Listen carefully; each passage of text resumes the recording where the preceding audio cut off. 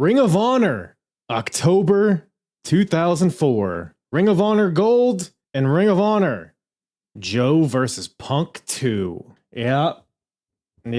Talking a little CM Phil and Joey Samoa on the program today. We got two action-packed shows on one action-packed weekend. Speaking of packing, pack in, everybody. Take a listen to the episode. Come on now. This will be a wacky one, I'm sure. Hey, it's the Apron Bump Podcast. Yeah. It's the hardest. Talk around and disregard it. Strip you off the ground, show you what hard is. Standing strong and proud, nothing can knock this. Let's get started. Yeah, back. Oh, fuck. What's up, everybody? What is up, everybody? I might just leave that in. Welcome to the Apron Bump Podcast. I'm your host, the hardest part of the ring, Kyle. How is everybody doing today? Hope everybody is doing well. Hope everybody is carefree, hernia-free, foreskin-free. If you're uncut, get the hell out of here. We got, I don't know, dude. Ring of Honor 2004. What we're going to be talking about today, specifically October 2004. Now, the last show that we actually covered was also October. But I figured we'd kind of bundle these two up here as they are one singular weekend. That's right, everybody. We got Ring of Honor Gold coming at us on October 15th, 2004 from Dayton, Ohio. And we got Ring of Honor Joe versus Punk 2 on October 16th, 2004 from Chicago Ridge, Illinois. So we got October 15th and 16th of 2004. We're going to talk about these two shows today. We're not going to talk about every single morsel on these two shows because, to be franklin with you, not everything is worth talking about, but there is a lot that is worth talking about. Like, I don't know, maybe one of the best matches I've ever seen. I don't know. Casual.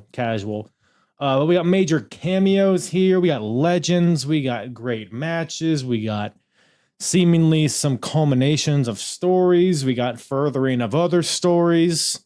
My goodness. What isn't there on this show? It might be a better way of putting that. But yeah, we got a lot to talk about here. But hey, if you haven't caught it yet, I did a little watch along on YouTube for Samoa Joe versus CM Punk 2 that we'll talk about today. But if you want to watch the match alongside the hardest part of the ring, you can check that out on my YouTube channel at Apron Bump on YouTube. I'll try to remember to link it in the description, but if not, so you can just go catch it on YouTube. It's also on my Twitter somewhere if you'd rather watch it that way. But it was a good old time. It's spoiler alert, over an hour of wrestling, but we had a good old time watching it. And if you haven't, like I said, if you haven't caught it yet, feel free to check it out. I shared my screen while watching it, so you can watch the match. You don't have to do any double monitor situation. You don't have to sync up the timestamps. You can just watch it right there. Give the video a like. Give this podcast a like while you're at it. While you're just liking things, leave a comment, subscribe, follow, 5 stars, 10 stars, all of that stuff. Join the Discord. All right, plugs out of the way. Talk about some Ring of Honor, shall we? Ring of Honor Gold. First of all, it is called Ring of Honor Gold. Not because there's a lot of titles on the line, because I don't really think there is, but it is their 50th show, aka their gold anniversary. So Ring of Honor's 50th show. So we're going to be talking about show number 50 and 51 today, and that just lets you know how many shows. Well, of course, that's what numbers mean, Kyle. That lets you know how many shows they've had, but it also let you know how much content there is to absorb through the Apron Bump. And my journey through Ring of Honor, I started from the very first show, Ring of Honor 1, and I've covered every single show since then. So over 50 shows now that I have covered. So if you're interested, maybe you're not very familiar with Ring of Honor and you want to kind of get the context, how we got here, some of the rising stars that we've seen, some of the hidden gems, some of the just diabolically bad stuff as well in the early days. It's a very fun time. Again, link in the description if you want to go check that out. Or you can go to apronbump.com, go to the episodes tab and select Ring of Honor. And that'll bring you to all of those chronologically listed shows that I've covered, both solo and with various guests. I've even had Ring of Honor alumni, Monster Mac, HC Loke, among others. So feel free to binge away. All right, quit lollygagging. Let's get into this set of shows provided to us from the Ring of Honor, from the Honorous Ring. So we got a couple of major things on these shows that we'll pretty much mainly focus on, and then we'll do a little cleanup at the end here. But funny enough, all of the major happenings, now of course there's Samoa Joe versus CM Punk 2. We got other incredible matches that maybe are overshadowed by Punk and Joe 2. But I think one feud that can encompass this, that kind of houses this episode that we're going to be talking about today, one feud that ties this all together, Mick Foley versus Ricky the Dragon Steamboat. I'll just sit on that for a second. 2004 Ring of Honor. Yes. Highlighted by Mankind and the Dragon. How did we get here, folks? How the hell did we get here? Well, if you've listened to the past couple episodes, you'll kind of have a gist of how we got here. So Ricky the Dragon Steamboat has been appearing in Ring of Honor for a while now. He came in kind of as just, a guest appearance, just to kind of hype up Ring of Honor, put over some of the young guys that are on the up and up in Ring of Honor, putting over the talent, putting over the promotion, their style, all that stuff. Because Ring of Honor, they kind of were, the foundation of it was the pure wrestling. It was kind of the sports-centered presentation. And Ricky the Dragon Steamboat, of course, is known for his bell-to-bell in-ring stuff, more so than his character, his promos, what have you. So the pure wrestling kind of tie-in between Ricky the Dragon Steamboat and Ring of Honor was there. It was clear. But CM Punk didn't see it that way in the beginning. CM Punk saw Ricky Steamboat coming in here as almost like a leech, trying to relive his glory days, trying to hog the spotlight. CM Punk did not respect Ricky Steamboat. And Ricky Steamboat, in turn, did not respect CM Punk. He thought Punk had a bad attitude. He thought Punk was a piece of shit. Ricky the Dragon Steamboat prefers Coke. So they had a feud a little bit. They didn't have a proper match. I believe we're still under, Ricky's Lloyds of London kind of deal. I might not be right on that. I could easily research that if I wanted to, but I won't. But point being, they did not have an official match, but they did have what do they call them? I guess like altercations or whatever, where they would both be in the ring. This happened a few times. They would both be in the ring. They would have a little promo battle, and then they would scuffle. And more often than not, Ricky Steamboat would end up on the better end. A few arm drags, a few chops, all of the Ricky Steamboat stuff, right? You also have a couple shows where CM Punk laid Ricky Steamboat lane. He did the old Macho Man spot with the bell to the throat. Pretty brutal stuff. Him and the Saints all ganging up on Ricky Steamboat. But ultimately, over time, as the months went on, they gained a bit of respect for each other, because ultimately CM Punk, even when he was a heel, the sentiment, the foundation of his character was that, he was a pure wrestler. He was here. He respected the code of honor. He shook hands, all that stuff, right? So eventually they kind of learned that they were more similar than not. And now, as we sit here in October, Ricky Steamboat and CM Punk are on the same side. My goodness. But how does that relate to Mickey Steamboat? Mickey and Ricky. How does that relate to Mick Foley? This Ricky Steamboat CM Punk business. How does that relate to Mick Foley? Well, Mick Foley came in a few shows ago for the first time. Comes in and is, pretty much given props again to Ring of Honor, similar to how Ricky Steamboat did. But Foley is kind of more so putting over all of the hardcore stuff he's seen. The stuff with like Abdullah the Butcher and all of the Carnage Crew stuff and the Hit Squad and all the bloody steel cage matches and whatnot. And Mick Foley, a few shows ago, he dubbed ROH as Ring of Hardcore, which got a big pop out of the audience. He's putting over the company for all the stuff they're doing, all the hardcore stuff they're doing on top of the pure wrestling. But Ricky Steamboat hears this, and he's not a big fan. He thinks that Mick Foley, he thinks that Foley's style represents, quote unquote, garbage wrestling. He thinks it's not real wrestling. He thinks it's cheap heat, cheap pops. He doesn't respect it. Which, Ricky Steamboat, Mick Foley, you can imagine any wrestling fan that knows who these guys are, you can imagine that their styles, they don't really, they don't have the same mindset on wrestling. So it makes sense. It makes sense. And that all comes to a head on this show because they've had differing promos where they reference each other. But here on this show, they actually get in the same ring and they have it out. I'll just put it that way. They look to prove to each other that their style of wrestling is superior. So Mick Foley, of course, on the side of hardcore wrestling, Steamboat on the side of pure wrestling. So we got pure wrestling versus hardcore wrestling. And that, again, to me, now this could be me just making, being a little meta about it. Maybe I'm reading into symbolism that's not there, perhaps. But I think that premise, hardcore wrestling versus pure wrestling, represents this weekend perfectly. And this feud plays out, literally, explicitly right in front of us, but it also plays out through the matches, through the major matches. And that's very confusing, but it'll all make sense as we work our way there. And that's what it's all about, right? A great philosopher, it's one that I always quote, but they speak to me. A great philosopher, Miley Cyrus, once said that it doesn't matter how fast you get there. It doesn't matter what's waiting on the other side. It's the climb. So climb with me, shall you?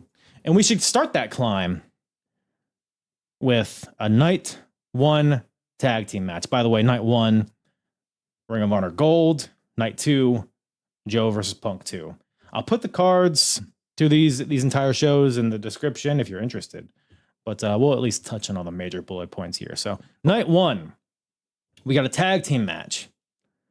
BJ Whitmer and Dan Moff versus the Carnage Crew, the team of DeVito and Loke. So the previous show, the Prophecy, I'm going to call it them. They're no longer the Prophecy, BJ Whitmer, Dan Moff, but the former Prophecy. Whose dick do I have to suck for them to have a tag team name? BJ Whitmer, Dan Moff. It's a tough thing to say very fast. It's just a lot of syllables and ups and downs and open mouth and closed mouth. It's tough, all right? Good thing I don't speak for a living. You know what I'm saying? So we got the Prophecy versus the Carnage Crew. Last show, Prophecy left, Carnage Crew laying in trash cans. They did the whole gimmick where they put them in the trash cans and they beat them up with chairs while they were inside the trash cans, which is the hallmark of the Carnage Crew. So it was a little tit for tit, if you know what I'm saying. So now we got a match between these two. A regular match, by the way, I should say. Match starts. Immediately, we have a chair sword fight, which, I don't know if you have your code of honor on hand. I don't know if you have your Ring of Honor rule book with you. You don't have like a pocket book. But if you don't, I'll remind you, there's no chairs allowed in wrestling matches, at least in Ring of Honor. So it's an immediate double DQ, like within 5 seconds, which is hilarious. And both teams, they're swinging chairs at each other. The ref calls a double DQ, which is valid, I would say. Hot take, maybe. I would say it's valid. Both teams are pissed at the ref. Like, what the fuck did you expect? You dingbats? You're hitting each other with chairs. How about a hip toss? Loke, huh? Former guest of the Apron bump. How about an inside cradle?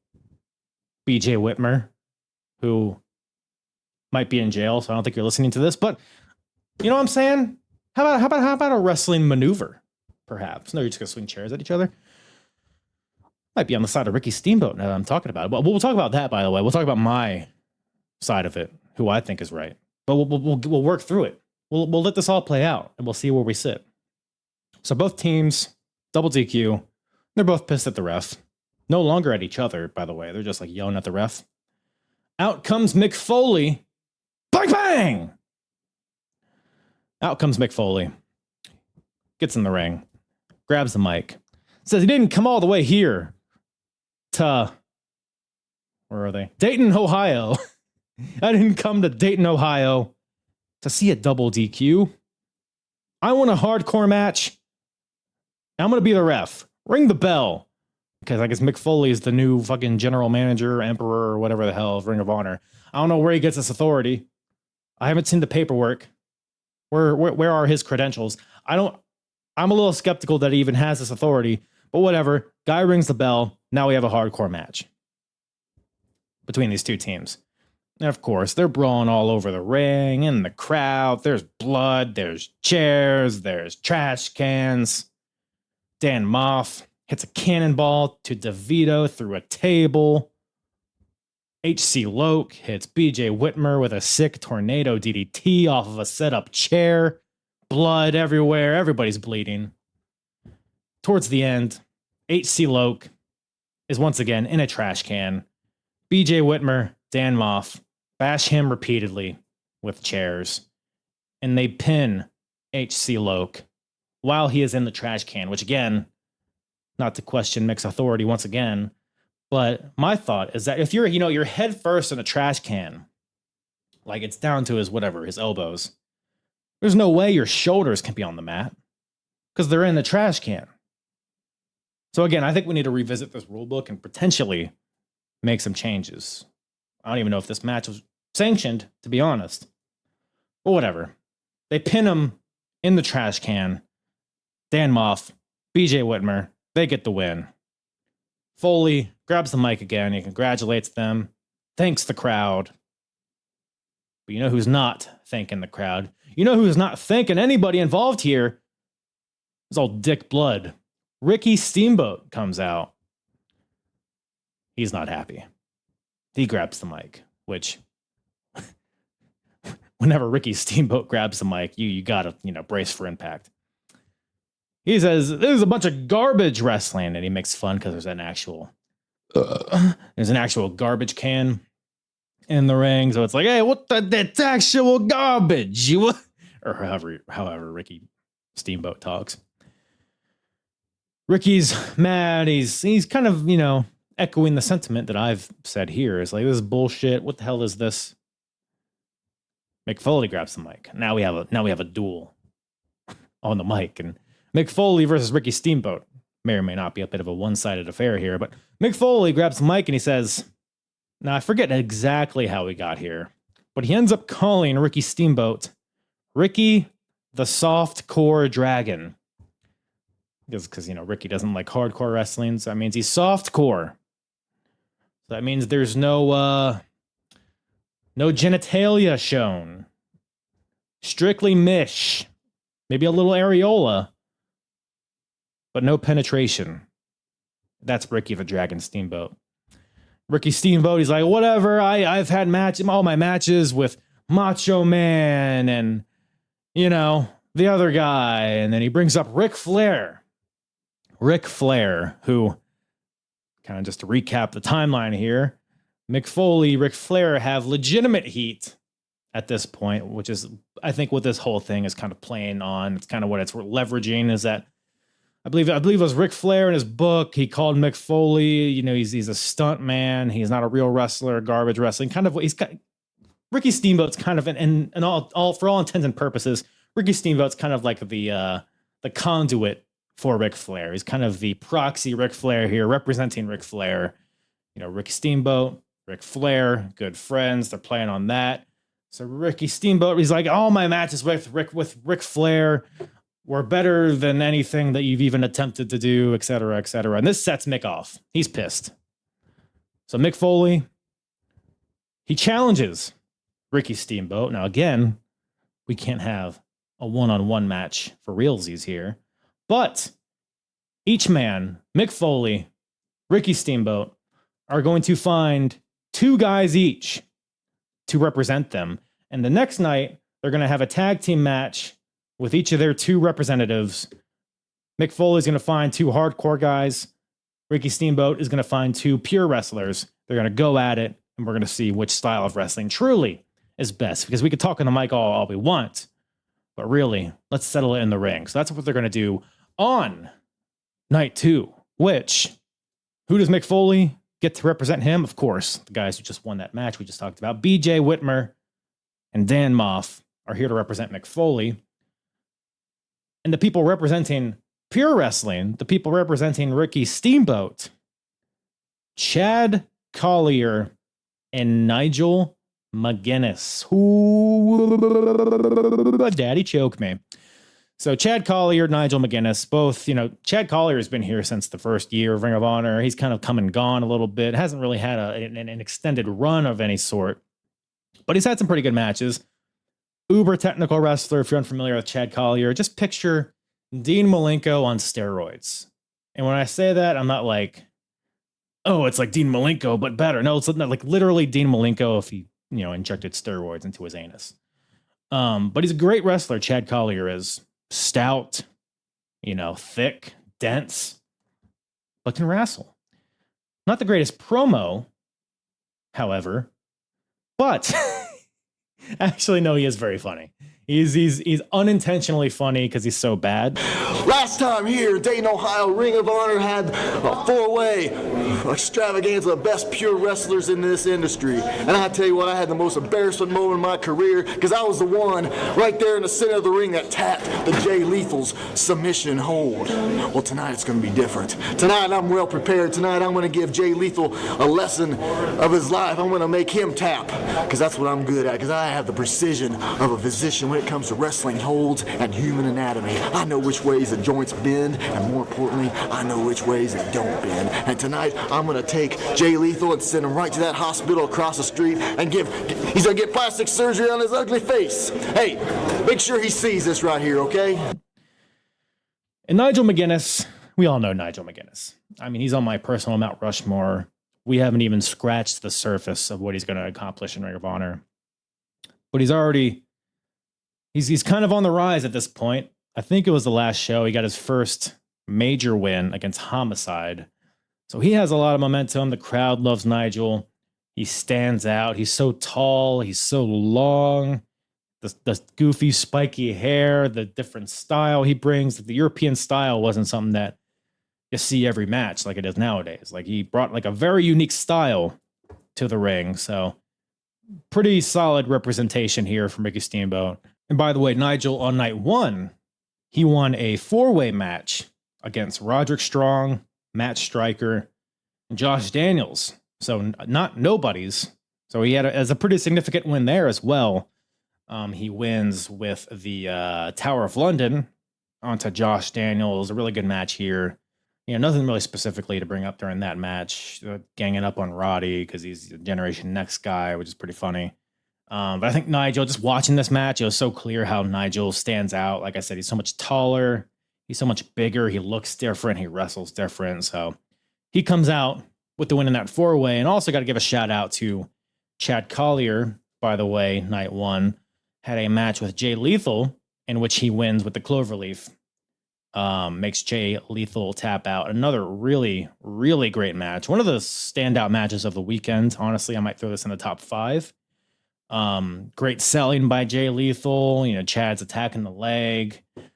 Is the ultimate pure wrestling match. Like, I feel like this is what the pure division should be.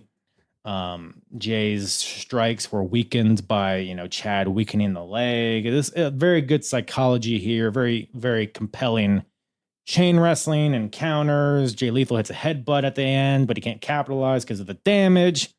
And Chad wins with the Texas Cloverleaf. A lot of good near falls during this one, but Chad Collier gets the win. Nigel won his 4-way, and of course, BJ and Moth won their match with the Carnage Crew on night 1, which brings us to night 2. Again, Mick Foley versus Ricky Steamboat, and their 2 teams representing each other. But this starts out with another promo between Mick Foley and Ricky Steamboat. I think even is one of them. I think Ricky Steamboat straight up is like, hey, everybody else, get out of the ring. Me and Mick we have to talk. We have some things to discuss, right? Which again, Ricky, you're asking for, you're bringing a knife to a gut fight here, but we'll see. We'll see how it pans out. By the way, they're in Chicago. Ricky says, hey, Mick, hey, listen, no, I'm going to put you over. I hear Chicago Sanitation has a job for you when your next book fails. Come on now.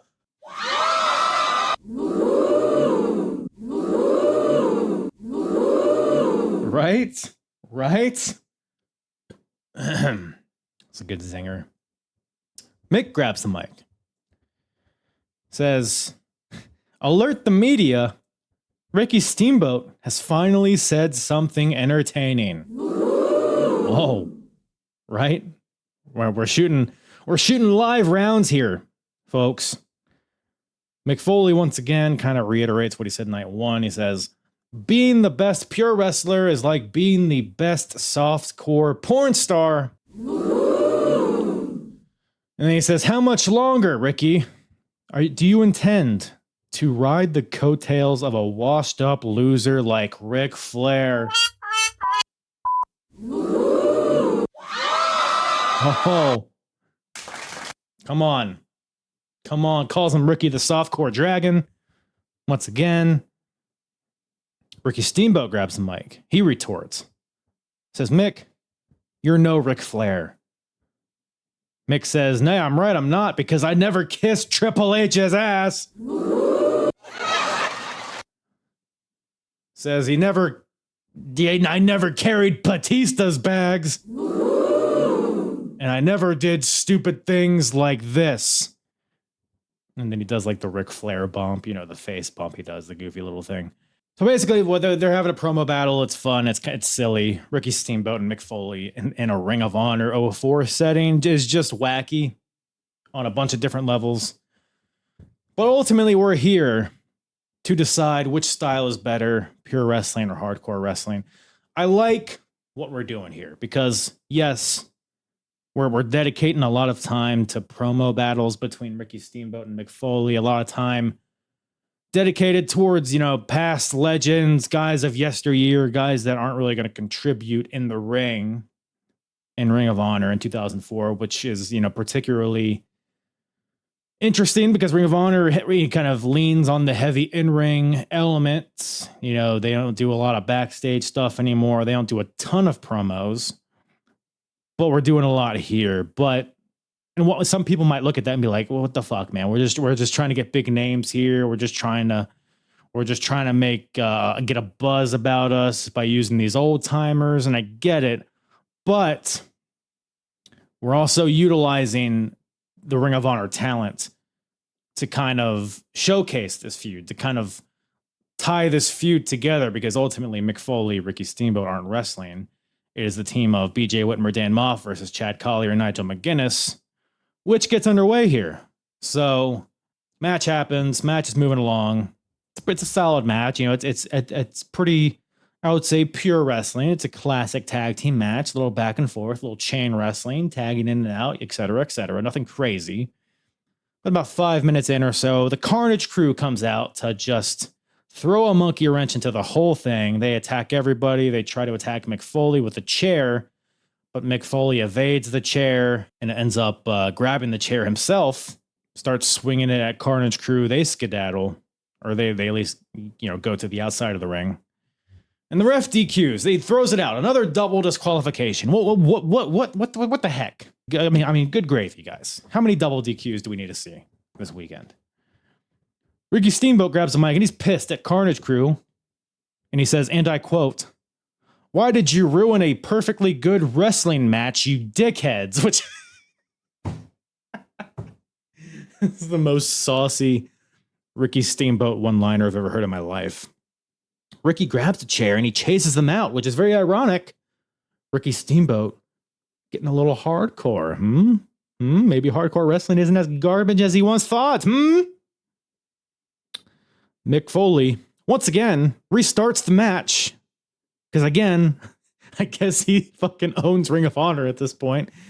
I mean, somebody's got to get him in check. But Mick Foley restarts the match. And he makes it hardcore rules once again.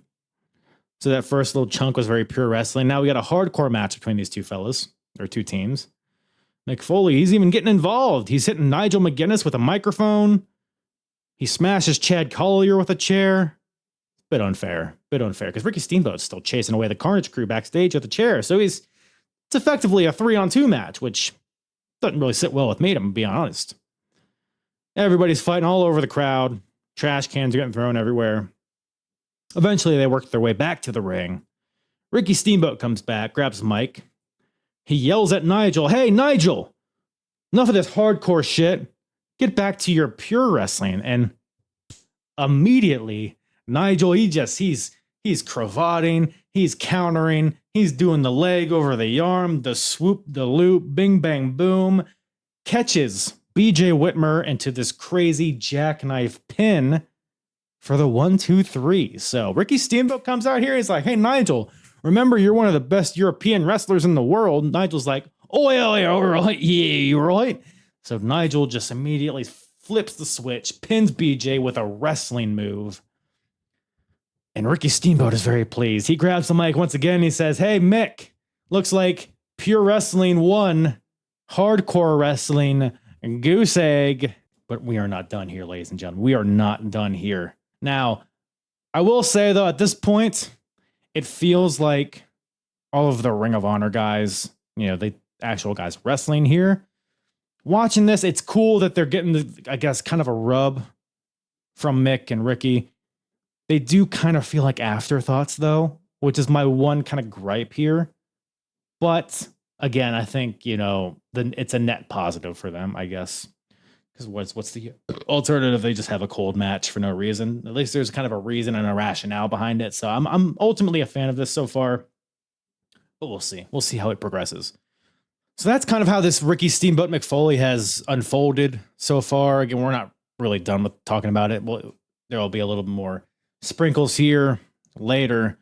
But that's basically how it's played out, literally in front of us on screen. But this concept of pure wrestling versus hardcore wrestling plays out on night 2, I think, beautifully. Because we got 2 great representations of each style.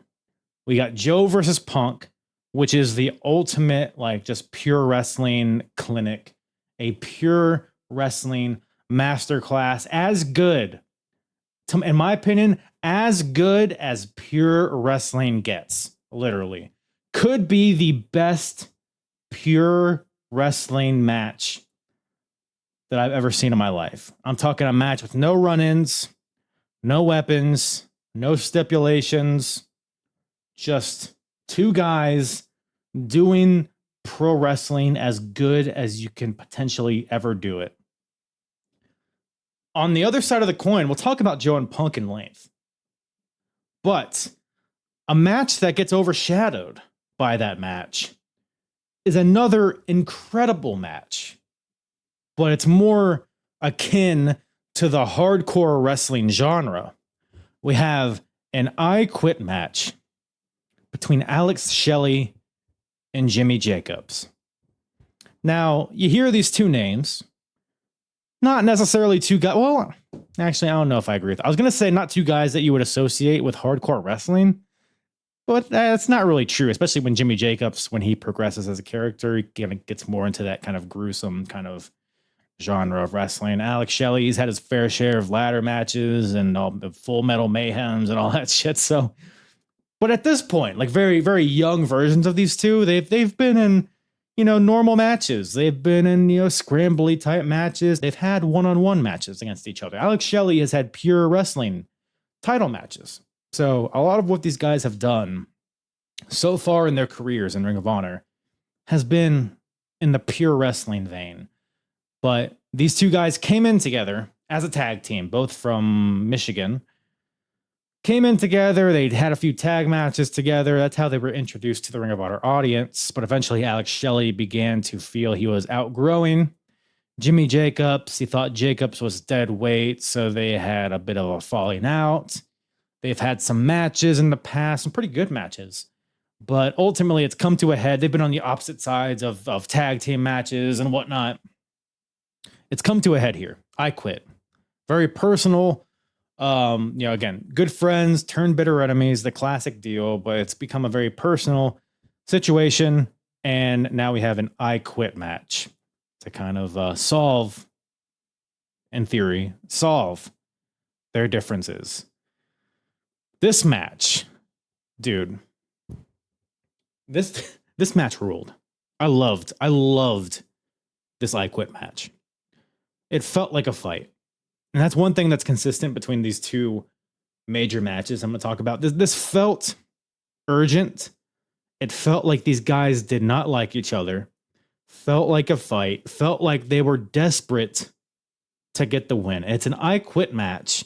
So you got to really be kind of extra violent. You got to be relentless because it's not just a flash knockout. It's not a quick submission. You got to make the other guy say, I quit.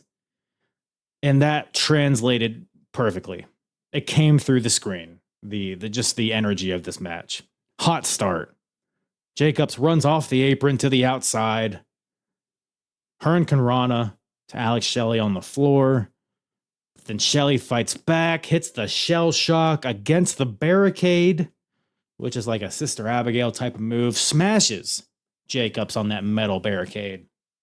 These guys are landed in the ring. Chairs are getting involved. Chairs all over the place. At one point, Alex Shelley hits his, okay.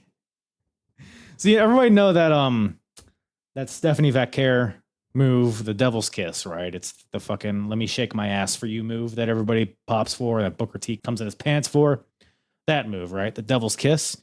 Alex Shelley did that way before Stephanie Vaquer.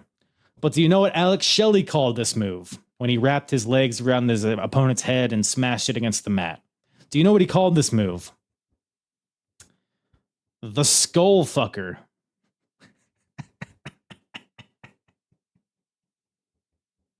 The skull fucker, which is a way better name, a way more apropos name in my opinion. But yes, so Alex Shelley hits the skull fucker on Jimmy Jacobs onto a chair. One fuck after another. Just thrusting, bing, bang, boom, one thrust after another on this chair. Jacobs, he's trying to get back up. He's down. He's almost out. But he gets to his knees and he pulls a spike out of his boot. It's like, okay, this is getting a little real here. Jacobs pulls a spike out of his goofy furry boots, which is a bit, by the way, bit of a foreshadowing to a future Jimmy Jacobs character with this spike business, but more on that later. He tries to stab Alex Shelley in the face, but Alex Shelley blocks it with a super kick. Shelley takes the spike and stabs Jimmy Jacobs in the face with it. Jesus fuck. Alex Shelley continues to rake this spike across the forehead of Jimmy Jacobs, brings him to his feet. Jacobs tries to fight back, goes for the Contra code, which is a sliced bread, goes for the Contra code, but Alex Shelley counters it, hits a ridiculously brutal tombstone onto a set-up chair. So a chair was set up for somebody to sit down on, but nobody sat on it. Jimmy Jacobs got tombstone to hell through this chair. And then Alex Shelley goes out. By the way, he's not quitting. Ref's asking them if they're quitting. They're not quitting. Alex Shelley goes to the outside and brings out the first ever kendo stick in Ring of Honor history. Which, watching this in 2025 feels a bit like it's like everybody and their mother is using a kendo stick in every single match. But this felt significant here. It was really just Sandman's thing at this point. But Alex Shelley brings out this kendo stick and he duct tapes Jimmy Jacobs' wrists on the top turnbuckle. So like past the pad, like in between the pad and the post. Duct tapes both of Jimmy Jacobs' wrists to this pole on the turnbuckle and starts wailing this kendo stick at the back of Jimmy Jacobs, one after the other. Bang, bang, boom. Alex Shelley, because Jimmy Jacobs, he's not quitting. Alex Shelley gets up into his ear. It's almost romantic in a way, but he gets up into his ear as he's duct taped. Says, "Why won't you die? Why won't you quit?" But he gets too close to him, and Jimmy Jacobs is able to hit a low blow. Kicks behind him, low blows Alex Shelley. And then wouldn't you know it, Jimmy Jacobs has a second spike in his other boot, pulls it out, is able to use the spike to cut the duct tape, goes to smash Alex Shelley with this spike, but again, Shelley prevents it, blocks it with a kendo stick right to the face of Jimmy Jacobs. But Jacobs fires up. It almost fuels him. This kendo stick. Fires up. Big boot. Big furry boot to the face of Alex Shelley. And it's at this point, like, a lot of this sounds goofy, but man, I'm telling you, dude, the energy of this, it is just so, like, genuine. It's so desperate and urgent are like words that I often use, but I think that's when wrestling is at its best. It just hooks you. It's like, this matters. This shit matters. It's intense. Back and forth. Now we're just, laying it in. Just haymakers back and forth. Big boots, chops, knees. Jacobs smashes Alex Shelley with the kendo stick. But then Alex Shelley finds one of those spikes again. Hits Jacobs in the face with it. Now Alex Shelley has a spike in one hand, a kendo stick in the other, and he's just alternating. Spike, stick, spike, stick. Just one after this, just brutalizing this poor boy Jimmy Jacobs with both of these weapons. Left, right, left, right. Locks in his Border City stretch submission. Surely, after spikes and kendo sticks and the tombstones and all of this, Alex Shelley locks in his finishing submission move. And I really thought this was going to be it. I was like, that feels like a finish to me. But no. Jimmy Jacobs fights out of it. He's not going to submit. But is he going to pass out? They do the whole deal where it's a one hand, lifts it, drops. Lifts it a second time, drops. Lifts it a third time. I'm watching this. I'm like, surely, Jimmy Jacobs, he wouldn't quit. He's just going to pass out here. But they drop it that third time, and he doesn't let it drop. By God. By God. Jacobs fights up. Headbutts his way out of this move. He said, now keep this in mind. He's in this Border City stretch. He's biting. He's headbutting. He's just doing whatever he can to get out of this move. But ultimately, he's showing his courage in doing this. Jacobs grabs that kendo stick, more shots to Shelley, and then locks in his own Border City stretch onto Alex Shelley, but Shelley has to eye rake his way out of it. My goodness. Shelley has to take that low road, whereas Jacobs took the more, I guess, courageous route, I guess you would say, with the headbutts and whatnot, whereas Shelley has to use eye rakes like a little pussy. It's just such good shit here. Love the symbolism there. Love the story they're telling there. Just determination from both guys, but they have their different ways of showcasing it. Shelley's taking the cheap way out. Jimmy Jacobs sets up a bridge of chairs, a chair table, if you will. It's two set up chairs facing each other, then a chair flat on top of both of them. Goes to give Alex Shelley the Contra code onto it, but Alex Shelley counters it and hits some sort of like split-legged brainbuster onto this chair bridge, and then immediately locks in the Border City stretch once again, and then this time Jacobs says, "I surrender," which he didn't say "I quit." Again, not to be a stickler for the rules, but he did not say "I quit." He said "I surrender." So again, I think we need to revisit the Ring of Honor committee. If that exists, what is Serpentico back there? Whoever is running this, we need to take another look, because he didn't say "I quit." He said "I surrender." But ultimately, that gives Alex Shelley the win here.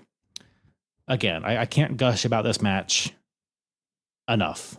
Just a great culmination of a story that's been told for a couple months now. I love the little things. I love the little but it's in between the spots that makes this match great. Because any match, we see a ton of car crash matches where it's just, here's this crazy spot. Now here's this great spot. Idle. Another spot. But this match, like in between the crazy spots, you have Jimmy Jacobs. He's like this wild man. Alex Shelley, he's like yelling for Jacobs to die. Like you feel the hatred and the vitriol between these guys. You feel the culmination of this feud, and everything just kind of came together here. It was athletically impressive. It was psychologically impressive.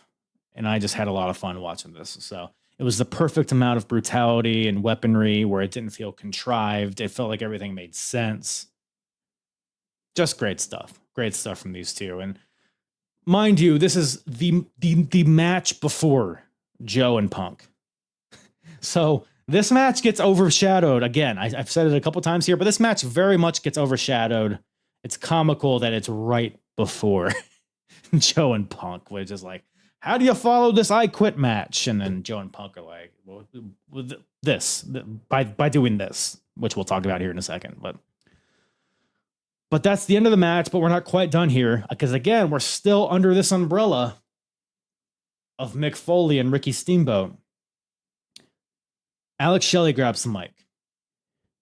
And when he grabs the mic, I'm like, all right, he's probably going to give Jacobs his props. We're probably going to have a little code of honor here, a little handshake, which, Generation Next, which is the faction that Alex Shelley is the leader of. They don't really do the handshake business. But I'm like, all right, after that, probably going to give him his props. We're going to have a nice little handshake, and then we're going to get off to the main event. But instead, where I'm expecting Shelley to show respect, Alex Shelley grabs the mic and he says, Jacobs, I'm going to make you wish that you died in your sleep last night, which to me doesn't come off very respectful.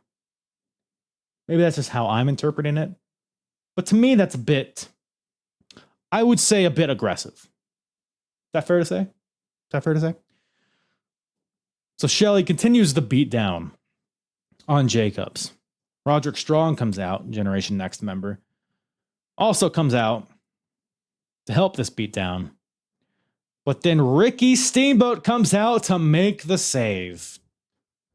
Runs off Shelley. Runs off Strong. But then the Carnage crew comes out to beat up on Ricky Steamboat. So you got DeVito and Loke beating up on Ricky Steamboat, brutalizing him.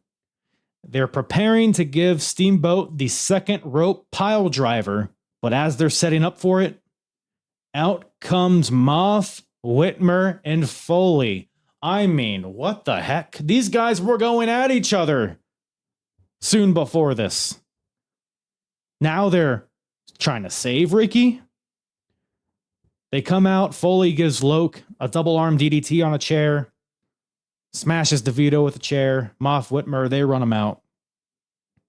So Mick Foley saves Ricky Steamboat with weaponry. So hardcore, as Foley puts it, hardcore wrestling was used to save Ricky's ass. So that makes it Pure Wrestling 1, Hardcore Wrestling 1, which, okay, don't know if it's a 1-for-1 comparison, like Ricky's team won like an actual match, whereas this was kind of just like a little run-in thing.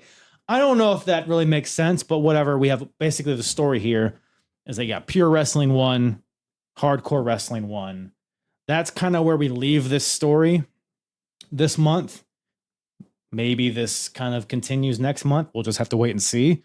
But I like where we're at, basically. I like how ultimately, yeah, it's two big names coming in here and used to kind of give Ring of Honor some buzz, but they're utilizing the wrestlers to kind of carry forward the stories. So ultimately, I like it. We'll see how it concludes, if it does, or if they just leave it at 1-1. I don't know.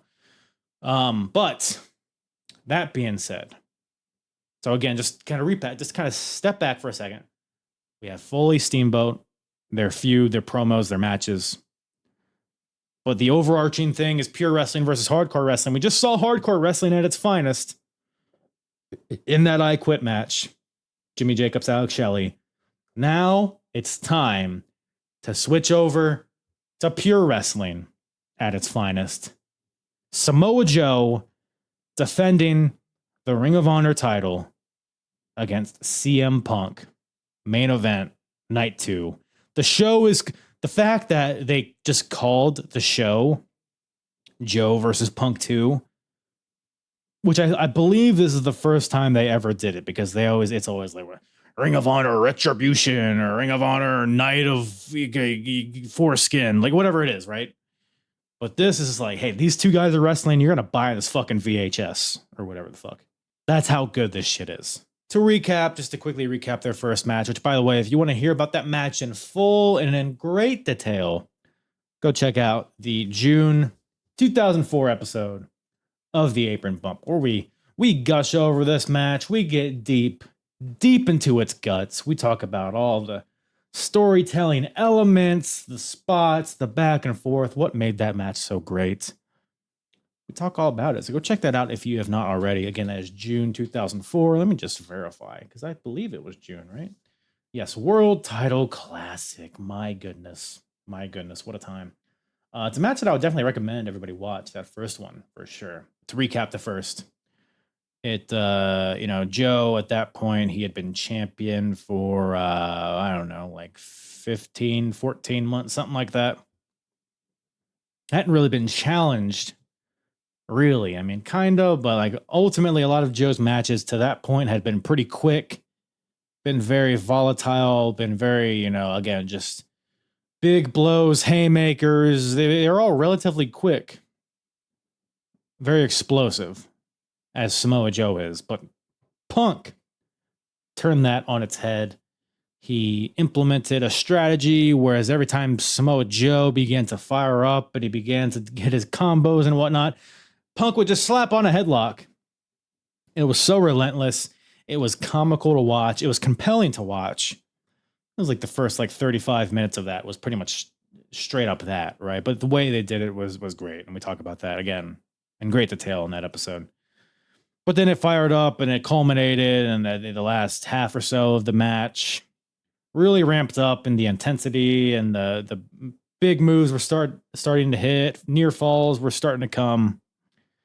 Ultimately, CM Punk hits the Pepsi plunge off the top rope, which nobody has ever kicked out of. He had Joe beat, but then that gosh darn timer hits. Time limit draw, where CM Punk had Joe beat with the Pepsi plunge, but was unable to make the pin in time. So it was a time limit draw. Joe retains. Keep that in mind. Keep that finish in mind, everybody. Now we're at match number 2. CM Punk versus Samoa Joe. By the way, this is night 2 of this weekend. Just give a quick shout out. Night 1, CM Punk and Homicide faced off against each other in a pretty good match. Homicide actually ended up winning with Rottweilers, his faction. They got involved, and then Homicide ended up hitting Punk with the edge of a chair. So he did it like Triple H sledgehammer style, where he took it sideways and jabbed Punk in the back of the head with the edge of the chair. So he actually ended up beating Punk, which was surprising, but then Punk ended up winning a main event 6-man tag, where it was Punk, Ace Steel, and Jimmy Jacobs taking on the team of Generation Next, which is represented by Alex Shelley, Austin Aries, and Jack Evans.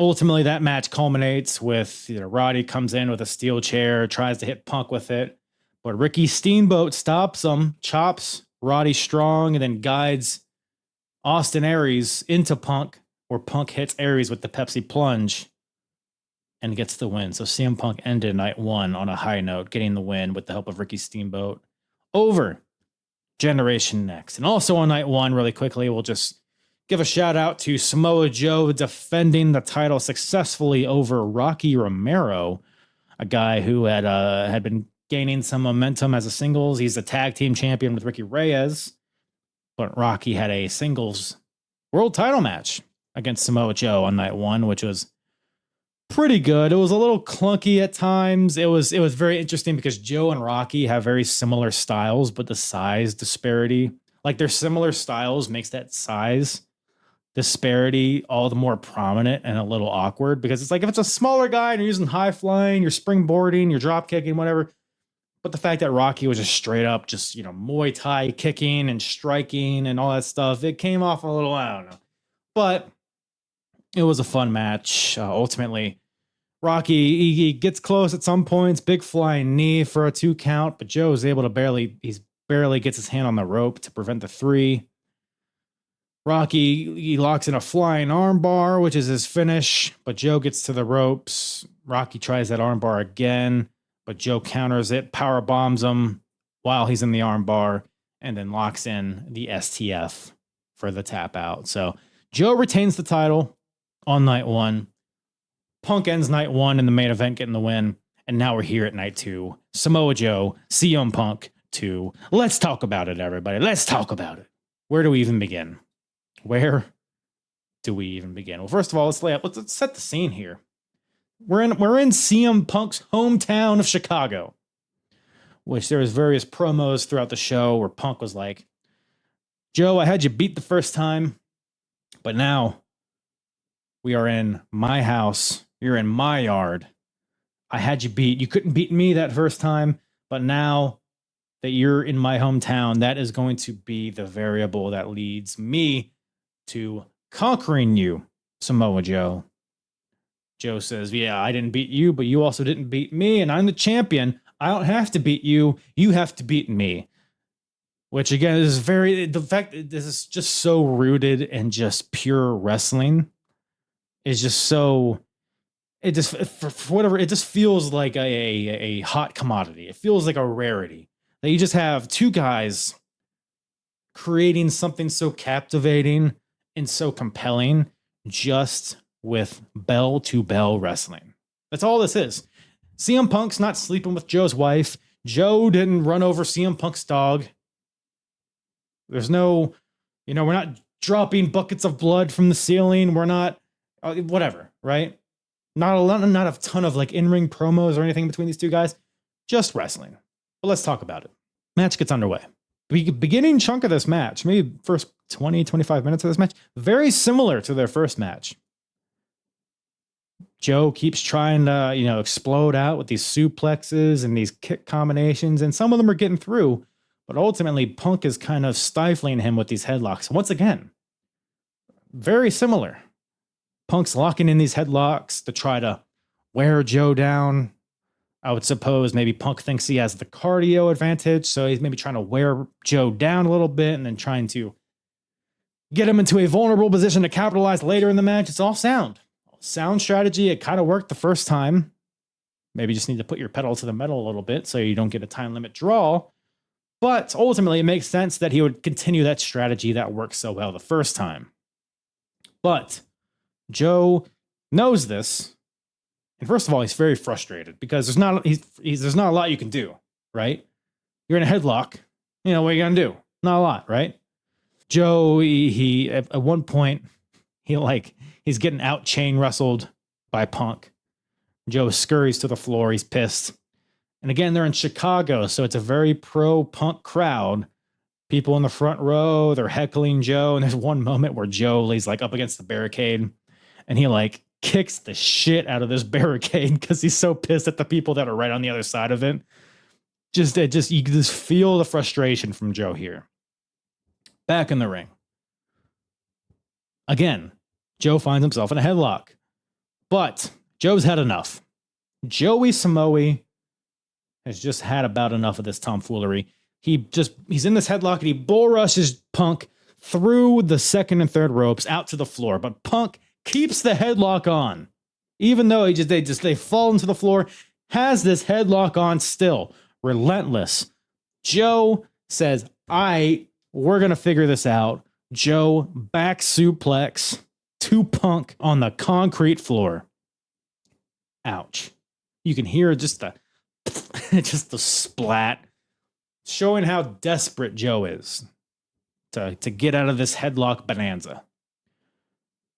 Now we're in this chunk of the match where they're fighting on the outside, which arguably is maybe the best part of this match. That's not true, but it's a really fun match. It's a really fun part of this match. Now they're on the outside. It becomes more of a street fight kind of environment. Now Joe finds himself in an advantageous position.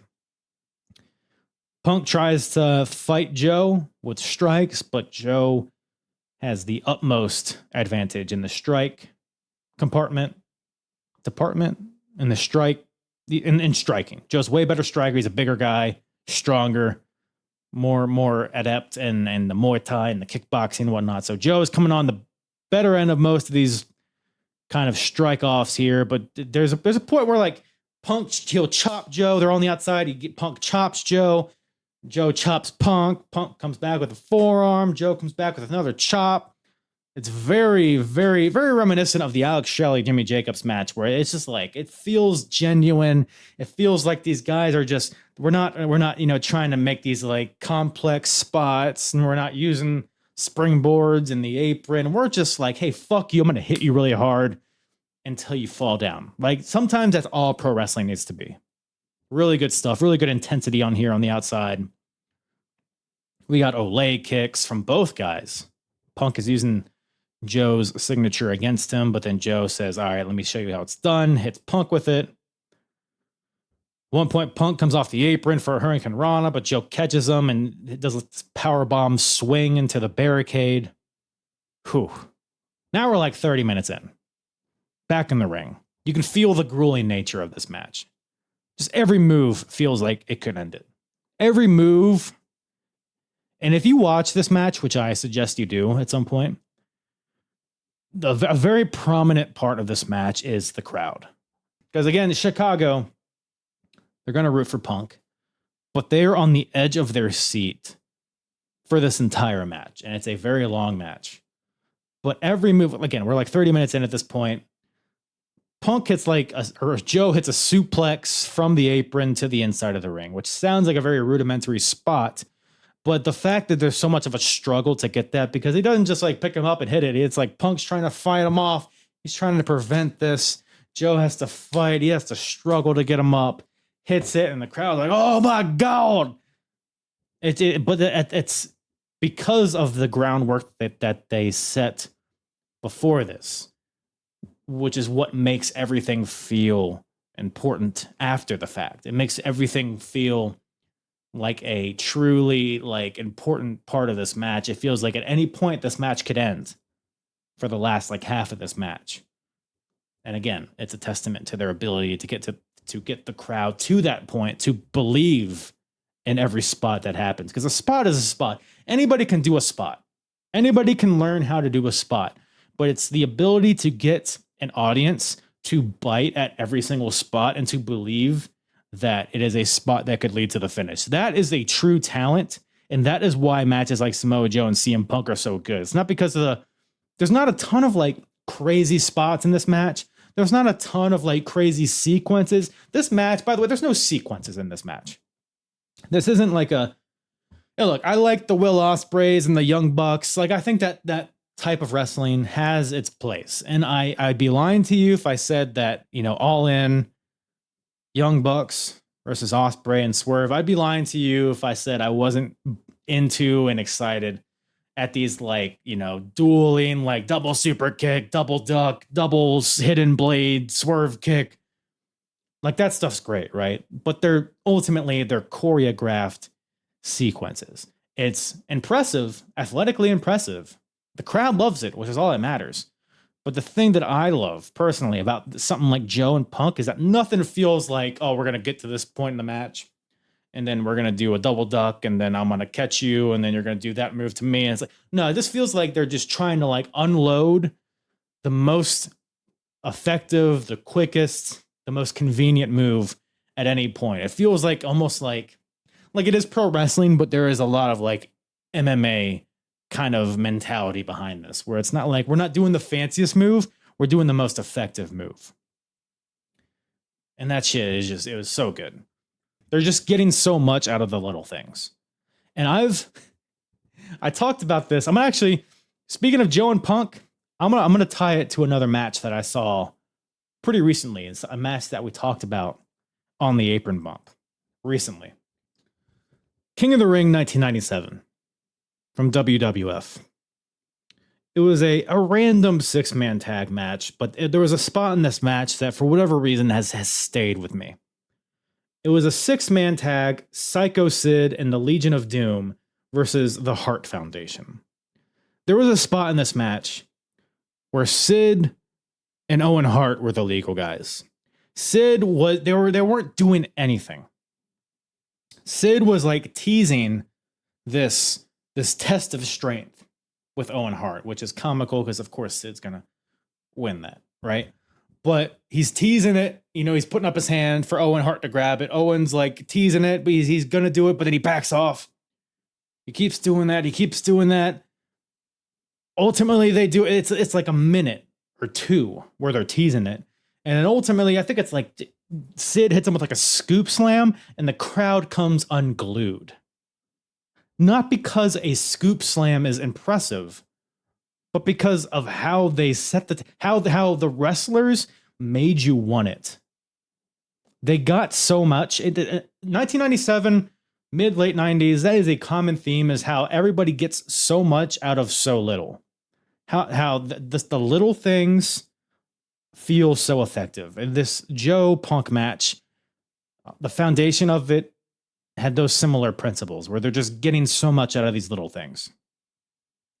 Joe hits this lariat, just a clothesline, but it feels like it knocks Punk's rectum out of his mouth. I mean, the Punk's out. Crowd thinks it's over. It's just a lariat, but this could be it. It's not. 2 count, but it could have been. Punk hits this later in this match. Punk hits a DDT and then goes to the top rope and hits a moonsault, which the fact that Punk is busting out a moonsault shows how important this match is, shows how desperate he is. But he hits it. Crowd's like, oh shit, this is it. No, it's not. Punk hits a Shining Wizard. Oh my God, he's got him. Nope, Joe gets to the ropes. Joe's hitting his classic strike count combinations, leg kicks, head kicks, sweeping them, the jumping knee that he does, the sentons, all of the Joe classics. Crowd's into it. They don't want Joe to win, but they're into it. And we're about 40 minutes in, 40, 45, 50 minutes maybe. I don't know. I wasn't, watching the time clock watching this. Commentary just says, hey, I think this match speaks for itself. Let's leave. We're going to go in the crowd and watch this, which of course this is done after the fact. It's not like genuinely what they're doing, but the fact that they knew, which actually it's more important, the fact that it's after the fact, because they know that the rest of this match speaks for itself. And it did. The lack of commentary was a very interesting touch, and I kind of liked it because it amplified the intensity of every move, because you didn't have this backdrop of people yelling and saying what the moves are. It's just like 2 guys fighting. Does that make sense? It's not like, it's no longer this wrestling television show that I'm watching. Now I'm watching 2 guys battle it out. It just added, again, another layer of intensity that I really liked. That was a nice touch. I don't know if it's like a common thing that they do after this, but I enjoyed it. I will shout out Joe. The one, if I have one nitpick from this match, it's geared towards Samoa Joe. Joe is, you're probably listening, right? Joe, let me be straight with you. Can you be original? Can you do something of your own for once? Throughout this entire match, you're just pulling from the bag, constantly stealing from Jey Uso. The spear? Yeah, seen that before. The splash from the top rope. I don't think I've ever seen Samoa Joe do a top rope splash, but we see it here pretty soon after that spear. Interesting. And if that's not enough, towards the end of this match, you know what Joe does?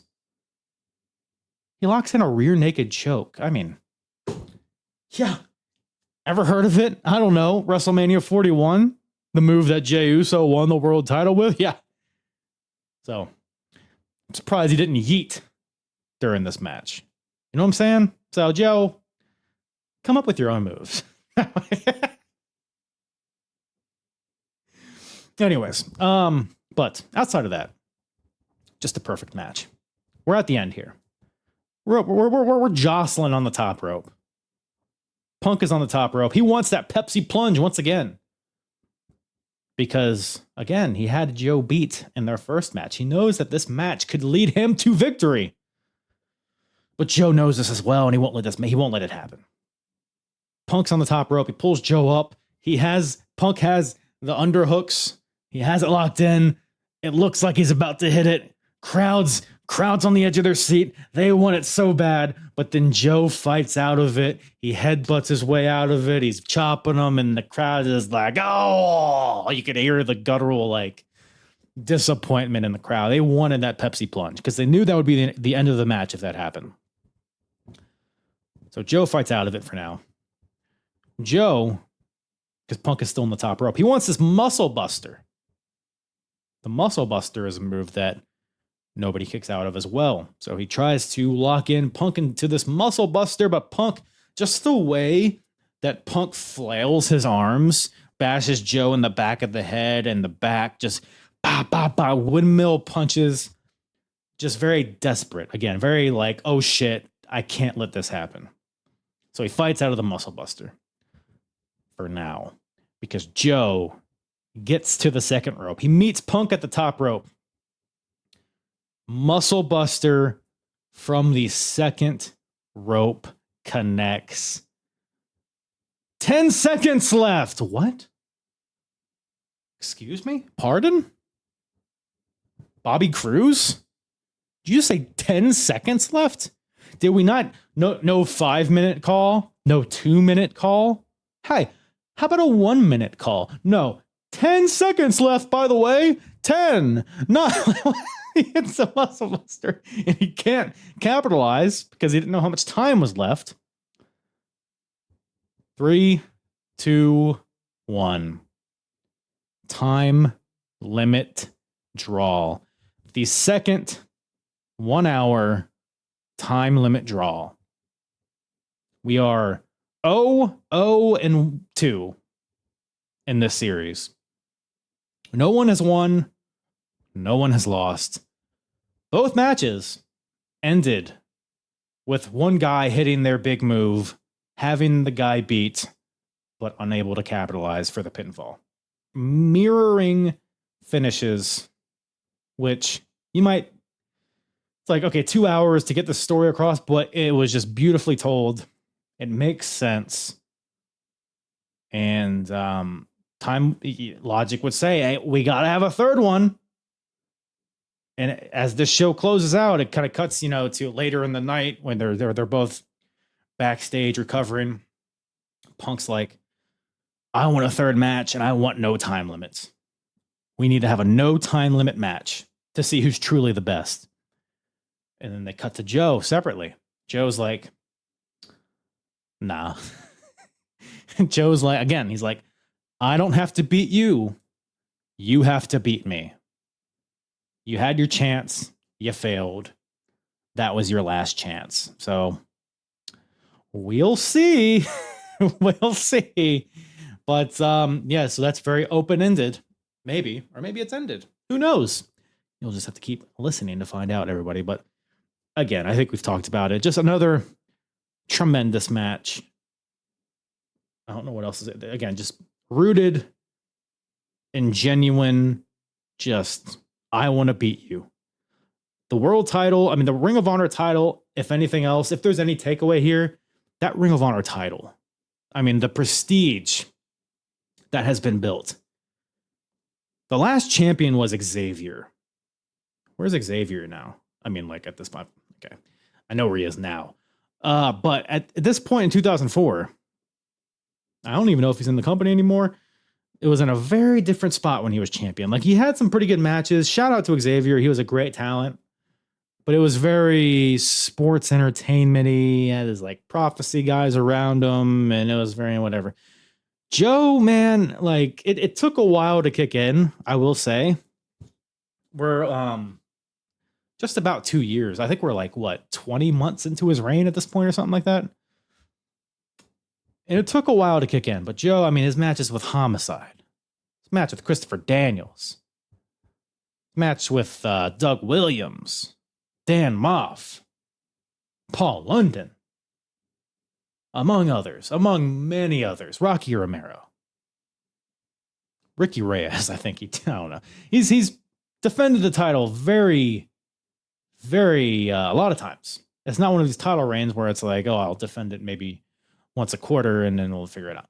No, Joe's had a very heavy schedule.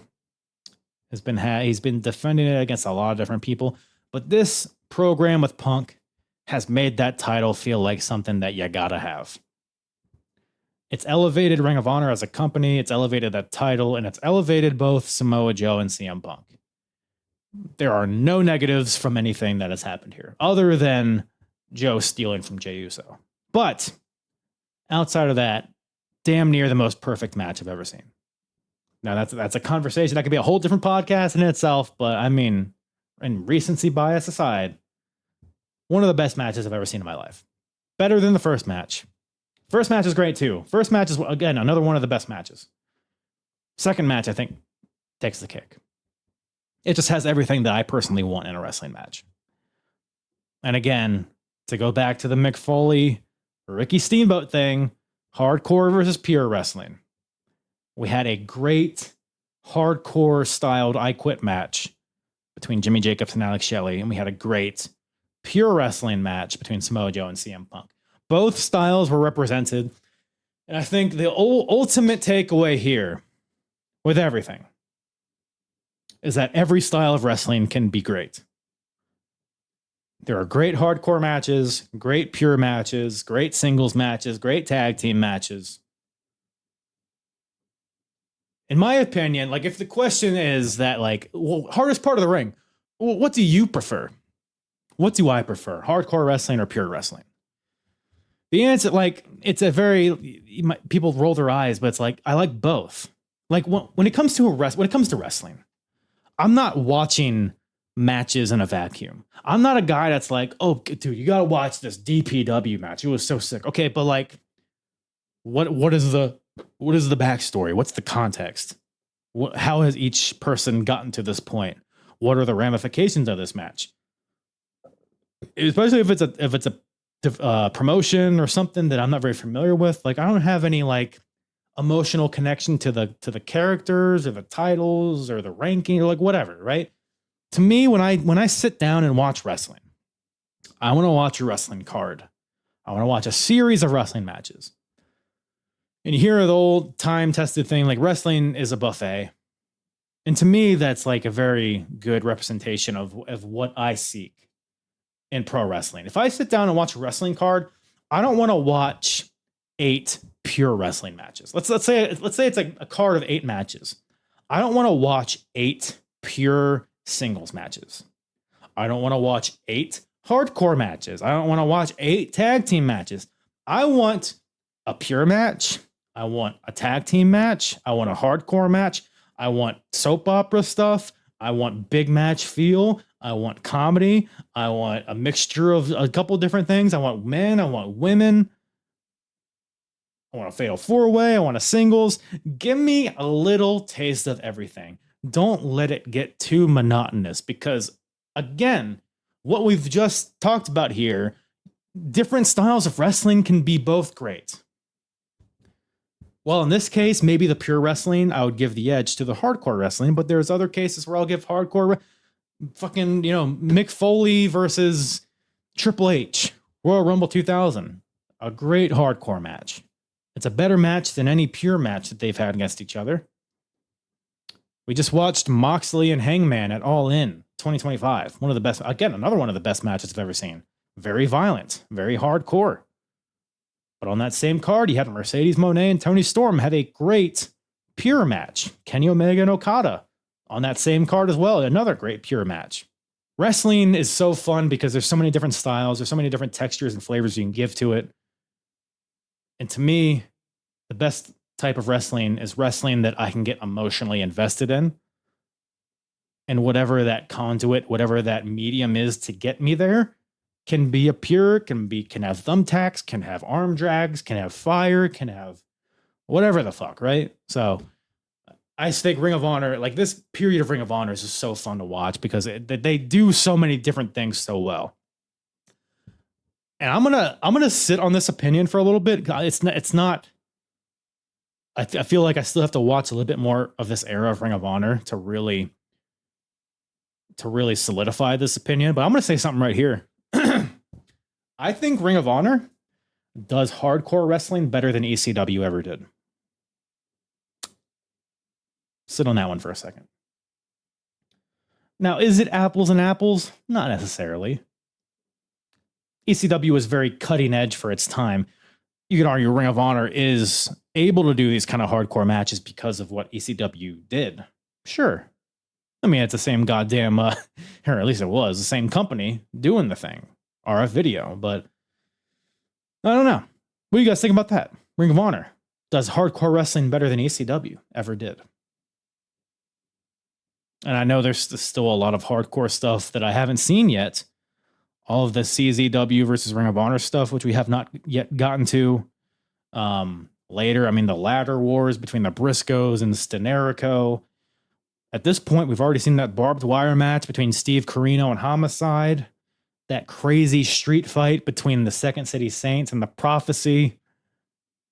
There's been matches with the Carnage Crew and the Hit Squad. They've had classics against each other. It's a lot of good stuff. A lot of good stuff is what I'm saying. So, but that's pretty much the bulk of it, man. Ring of Honor, October 2004. We'll touch, well, what else? There's a few other things that are worth lightly touching on. But ultimately, those two matches really just kind of put this weekend towards the top of history, of the Ring of Honor history so far. So, Matt Sydal was kind of made on this weekend, I would say, who is, of course, still going at it today. The former Evan Bourne. Matt Sydal would be a very prominent member of Ring of Honor from this point forward. I mean, I think he eventually joins Generation Next, if I have that correctly. But he would be a constant fixture even beyond that. So, but there was a match between Trent Acid and Matt Sydal where it was Sydal's coming out party. Like, he had the crowd in the palm of his hand with these crazy, he's doing the crazy stomp to the floor. Like, Trent was like tied up in the turnbuckles, and then Sydal hits like this, the low key, what does he call it? The Warrior's Way, the mushroom stomp, whatever it's called, but he hits it to the floor. But then Trent Acid hits him with a lawn dart against the barricade. Then inside the ring, Sydal hits a corkscrew lion salt for a 2 count. Crowd's loving it. Crowd is loving it. I can't really give you the proper significance of this without you hearing the crowd. But Trent goes for his inverted brain buster, which has finished off a bunch of different people. But Sydal does the sickest fucking counter. Because his back is to Trent. Sydal does this leg trip and then rolls Trent forward into this crazy roll up for the 1, 2, 3. So just a lot of really impressive offense, really fun stuff from Sydal here. And to me, it's because Sydal's been kind of a guy he's been thrown in these 6-man scramble matches, whatever, do your moonsaults, whatever the fuck. But it feels like the crowd was really with him here. So it is that felt very significant here. And I think it is worth bringing up. Also, a rarity. We got a women's match on this weekend. I believe it was night 2. Yes, night 2. Tracy Brooks versus Daisy Hayes. So Daisy Hayes actually was, I don't know if it was in real life, but he was, at least in kayfabe, she was Matt Sydal's girlfriend. So that kind of ties in pretty smoothly there. Tracy Brooks, the girlfriend of CM Punk, which, if you're wondering how this match was able to happen, I'll tell you. But just I want to give this match a shout out because in 2004, man, I mean, you know where women's wrestling's at. And if you think Jerry Lawler is misogynistic and gross on commentary, you should take a listen to Gabe Sapolsky. Jesus fucking Christ, dude. He can't not just be like, oh, I know these ladies are pretty hot. They got nice asses, but you wouldn't know it, but they can actually wrestle too. God, easy, buddy. But a very smooth chain wrestling between these two, just very comic, like complex counters and arm drags and arm bars, very smooth, like back and forths. Like it was so quick.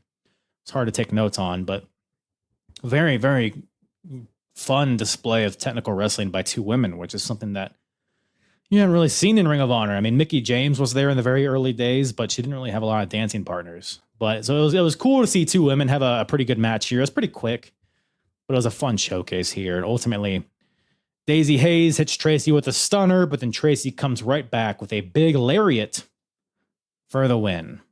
So Tracy Brooks gets the win. I don't want to harp on her connection with CM Punk, but man, because Tracy Brooks had some talent to her, but she gets the win here. I just want to shout out that match because it was cool to see two women having a proper match here in 2004 Ring of Honor. It was a rarity, so it was definitely worth mentioning. Generation Next and the Rottweilers, two factions that have been building up the past couple months and have never really come to a head. They're both heel factions, but they come to a head here on night 2. Generation Next, represented by Jack Evans and Roderick Strong, taking on the Rottweilers, Homicide and Rocky Romero. Just a really fun match. I mean, not a ton to say about this one. I love the double team stuff from Generation Next. Roddy Strong and Jack Evans, they're kind of like the B squad of Generation Next. You got Aries in the world title picture. You got Alex Shelley, who's kind of been portrayed as the leader of this group. And then you have Jack Evans and Roddy Strong. They made for a really great tag team. Roddy tossing Jack up into a standing 450 Phoenix Splash deal. Jack Evans, when he got the hot tag, they did this double team like Death Valley Driver. Like Roddy hit Rocky with a Death Valley Driver, but then Jack Evans came off with a stomp off the top rope before he hit it. So a lot of really fun chaining of moves here between both these guys.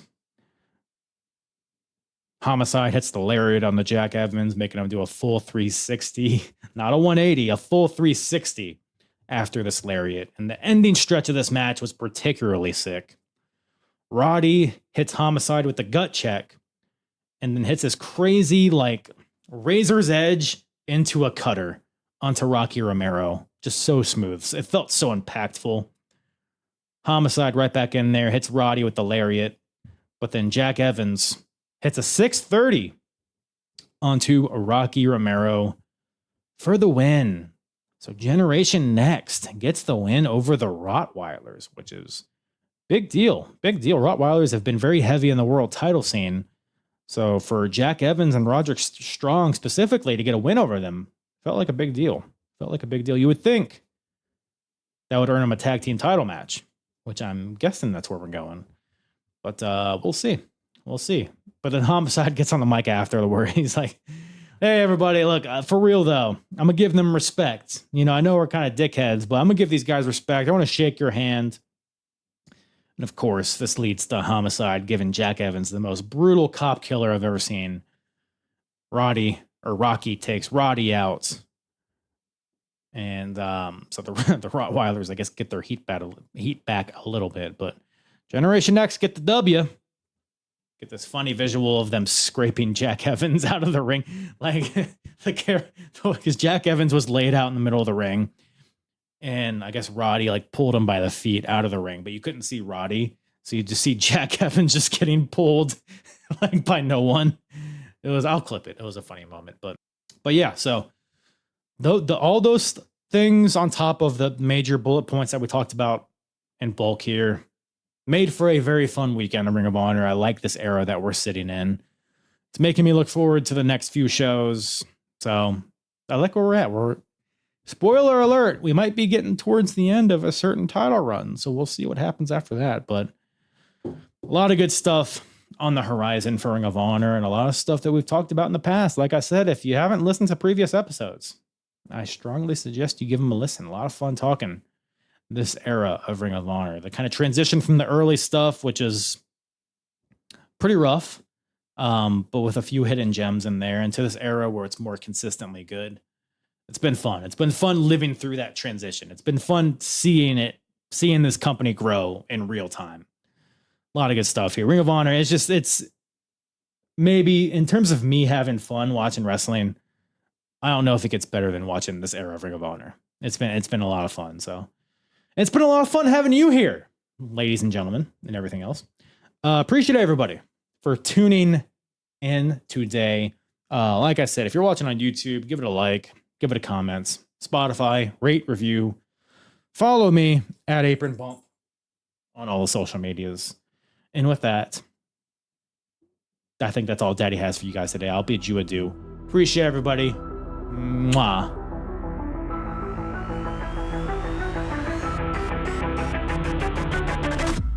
I'm hard. Yeah. It's the hardest. Talk around and disregard it. Strip you off the ground, show you what heart is. Standing strong and proud, nothing can knock it. Let's get it started. It's the hardest. Talk around and disregard it. Strip you off the ground, show you what heart is. Standing strong and proud, nothing can knock it. Let's get it started.